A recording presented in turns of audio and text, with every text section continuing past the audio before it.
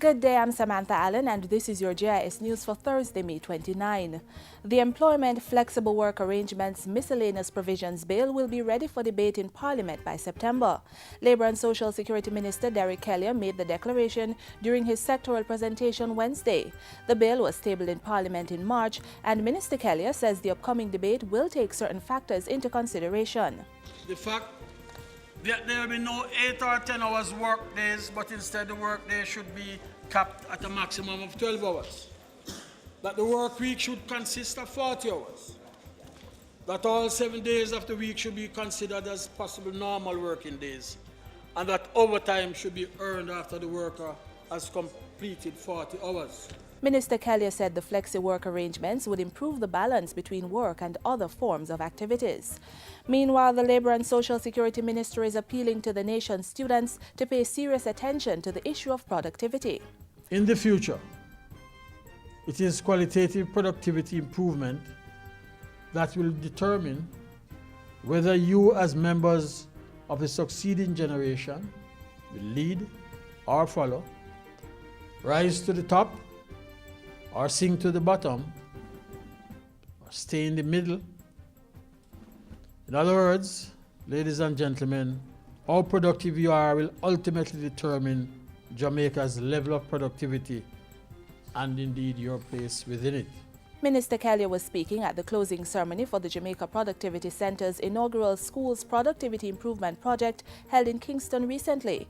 8 schools across the island participated in the pilot, which was developed to help students understand the importance of productivity and become more involved in the process. Immaculate Conception High School in Kingston emerged winners of the inaugural competition for its project, which focused on the conservation of tissue, water and electricity at the school.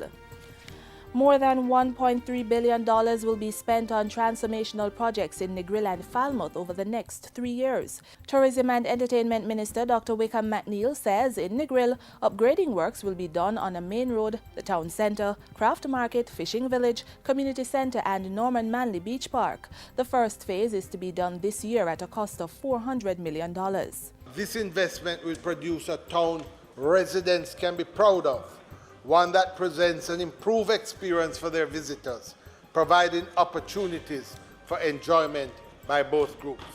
The Hamden Wharf development and a streetscape improvement project will be carried out in Falmouth at a cost of $915 million. The Hamden Wharf development will feature restaurants, an entertainment center and shops in an inviting environment that harmonizes with the development of the pier. The ban on the importation of damaged vehicles could shortly be removed. Industry, Investment and Commerce Minister Anthony Hilton says a recommendation to that effect will be made to Cabinet. Minister Hilton says there are opportunities in the trade and reconditioning of damaged vehicles which present real opportunities for training and jobs for mechanics and other workers in the automotive sector. A multi-agency task force has been established to review and make recommendations on the way forward. This task force, Mr. Speaker, is charged to make recommendations with respect to regulations, standards, training, and certification. Persons who possess a taxpayer registration number TRN are to be included among those selected for jury duty. Currently, persons are selected for jury duty based on the voters list, but Information Minister Senator Sandria Faulkner says the proposed change is part of the jury reform process. Cabinet has approved the reform of the jury system. Drafting instructions have been issued to the Chief Parliamentary Council for the preparation of the required legislation. Other proposed reforms include protecting the jobs of employees summoned for jury duty. There is also to be a reduction in the categories of persons exempt from jury duty, increased fines for those who refuse to do jury duty, and an increase in the stipend paid to jurors. And finally, the residents and staff of the St. James Infirmary will begin to benefit from improved laundry facilities and a refurbished roof next Friday, June 6. The $350,000 initiative was chosen as a community project for the 2014 Caribbean Port Games and is being driven locally by the Port Authority of Jamaica Sports and Cultural Club.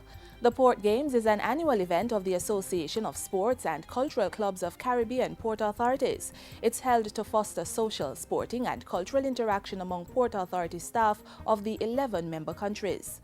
It provides an avenue whereby we can share information on best practices.